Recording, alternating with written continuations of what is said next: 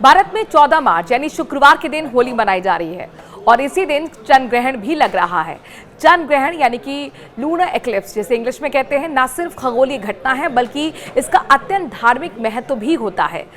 चंद्र ग्रहण एक खगोलीय घटना है जिसमें पृथ्वी, सूर्य और चंद्रमा के बीच में आ जाती है, जिससे कि पृथ्वी का छाया चंद्रमा पर पड़ता है और ग्रहण लग जाता है। चंद्र ग्रहण तब लगता है जब सूर्य और पृथ्वी और चंद्रमा एक सीधे रेखा में होते हैं। चंद्र ग्रहण 3 प्रकार के होते हैं: पूर्ण चंद्र ग्रहण, आंशिक चंद्र ग्रहण और अपछाया चंद्र ग्रहण। 14 मार्च को लगने वाला चंद्र ग्रहण किस तरह का होगा, कहां से दिखेगा और भारत में इसका सूतक काल मान्य होगा या फिर नहीं, चलिए आपको हम बताते हैं। ग्रहण के दौरान किन बातों का ध्यान भी रखना है, ये भी बहुत ज़रूरी है, इसके बारे में भी हम आपको बताएंगे। होली के दिन साल का पहला चंद्र ग्रहण लगने जा रहा है। ये चंद्र ग्रहण 14 मार्च को लगेगा। ये पूर्ण चंद्र ग्रहण होने वाला है और जिसे हम ब्लड मून भी कहते हैं। ब्लड मून चंद्र ग्रहण के दौरान चंद्रमा का रंग लाल या गुलाबी हो जाता है।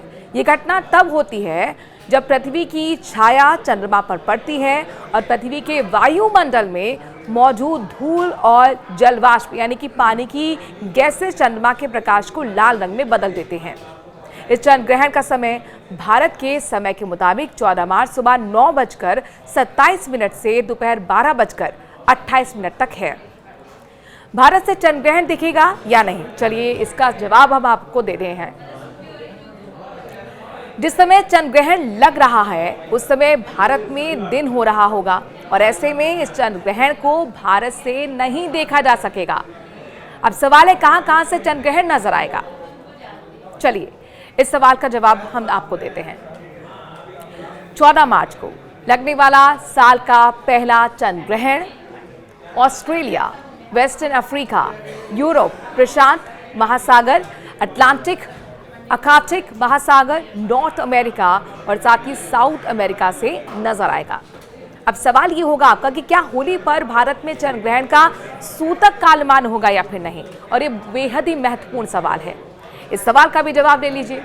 सूतक काल की विशेष धार्मिक मान्यता होती है। सूतक काल एक पारंपरिक हिंदू अवधारणा है जो चंद्र ग्रहण या फिर सूर्य ग्रहण के दौरान मानी जाती है।